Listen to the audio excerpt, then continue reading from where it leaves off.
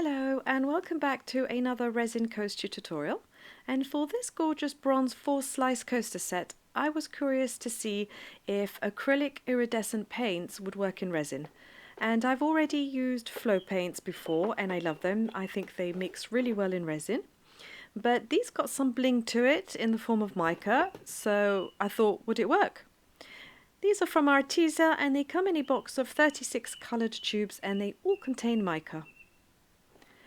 The colours on the tubes don't quite match the colour of the paints themselves, so I've made a swatch of all 36 colours so I know what's inside, and I'm really glad I did. All these shades are really sparkly and glittery, and I actually couldn't make up my mind which one to choose, but in the end I chose 3 shades: a pearl marmalade, a pearl gold and a pearl copper. In this cup I've got my gold nuggets, and it's quite easy to do. You just take some alcohol ink, you can take gold or brass, and some glass shards, these are from IKEA, and you put them inside a cup and some alcohol ink on the top, and you just shake it around, let it dry. It's got to be dried completely before you use it, so place it on some kitchen paper and let it dry out overnight, and then I've put it back in that cup. And I'm going to place these just around the rim on all 4 sides of this sliced coaster set. I'm going to make sure they come up right up to the edge and make sure that they don't stick out. And the way you do that is just place your finger on the top of the stones and measure it against the rim, the top rim of the coaster mold. So to begin with, I've mixed up 190 milliliters or around 6.7 ounces of resin. And if you ever need to know the amount of resin you need for your molds, just search online for a resin calculator, tap in the dimensions and the depth of your particular mold, and it will give you an estimate on the amount of resin you'll need, and it's quite accurate, but I always like to round it up and make a little extra just in case. So I've mixed up my resin and I am just dividing it equally into 4 small cups. I will go up about halfway, and in the 4th cup I just add about a big spoonful of clear resin. And then I'm just going to take the clear resin, I'm going to go all the way around on top of the stones just to seal them in. And then afterwards I'm going to mix my paints with the colours, and then I will add the clear right down the centre and then all of the colours into it.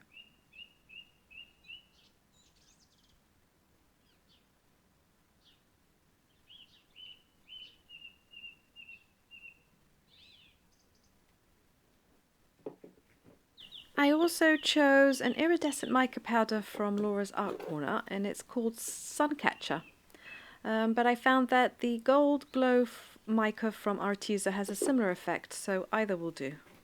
So a small spoiler, I wished I had added more to the resin mix. I was being cautious because I didn't want to go over the ratio of paint to resin. And when you add too much acrylic paint to resin, it cures the resin too quickly and it leaves you with like a cup of stringy, gloopy resin. So I only added 1 or 2 small blobs to each half mini cups, but in hindsight I could have stretched it to 3 blobs for a little bit more sparkle, a bit more colour depth. But however, the transparency it achieved in the end and the sparkle I got with just that small amount, they look really great. So now I know for next time to add just a little bit more. Also, I kind of wished I had mixed the paints more when I added it to the resin, because I got some really small paint dots just here and there that sunk to the bottom. So I think if I'd mixed it really, really well in the first place, this wouldn't have happened.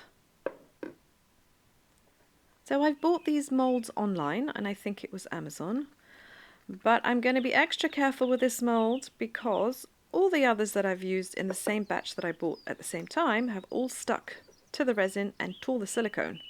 So now they're totally unusable unless you want a coaster with a resin tear mark on the side of it, which obviously I don't. So this is just me being a bit particular. I'm just making sure there aren't any leftover stones in the middle of the actual mold. I'm going to add the first colour, and that's the copper. I'm going to go around in a nice circle all the way around.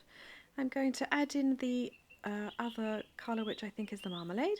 Then I'm going to add in some gold, and it looks kind of transparent now, but as it floats down to the bottom and sort of mixes with the gold glow, or the sun catcher in this case, it gives a really lovely effect at the end, and you'll see that later.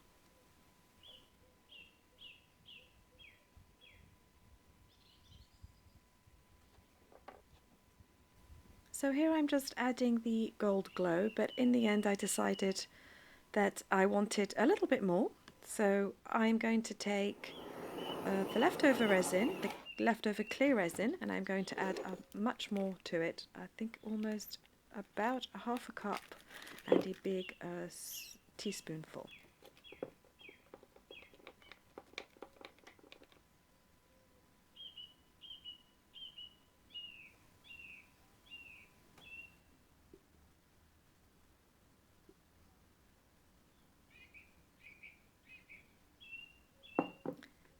So in this close-up shot you can just see me pushing down the stones to make sure that they're not sticking out of the resin, and this can happen when you're using these gold nuggets. So just go around sort of on an eye level with the actual coaster and just make sure there's nothing sticking out, and if there is, just poke it down with a stick. Once you've done this bit, you can just let them dry overnight. I waited only 12 hours, but if you wanted you could wait 24 hours. So the unmolding was pretty uneventful. It came off really well, and thank goodness these ones didn't stick. I really only used just a little bit of the heat gun and my torch gun just to remove the final bubbles on the top, and I made sure I didn't use too much heat.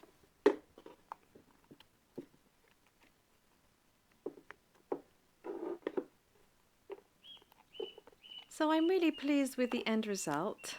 These acrylic iridescent paints really do mix very well into resin, so I was pleased about that. I really didn't want to waste any resin making this set. And some of the sides had just a little bit of thin excess resin, which I just cut off with this clipping tool, and then later I sanded it down.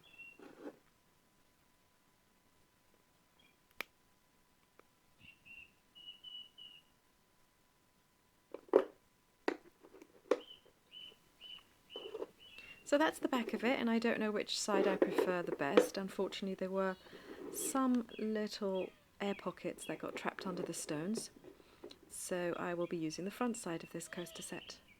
And what I love the best is there was just a little bit of the mica that had floated up to the top and left a tiny sheen.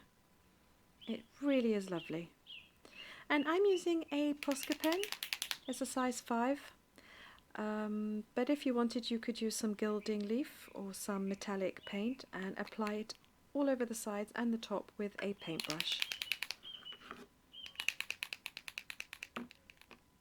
And if you're worried about the pen scratching off, you can just paint a thin layer of transparent acrylic varnish over the top.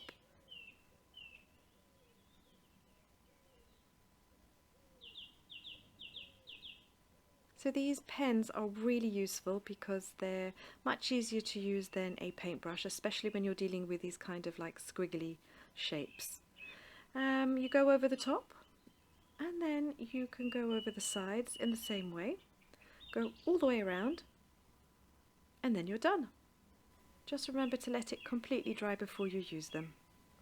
So here's the end result. I hope that you've enjoyed this tutorial. I hope you like the colour choices I've made.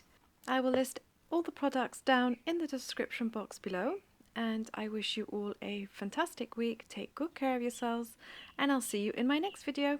Bye!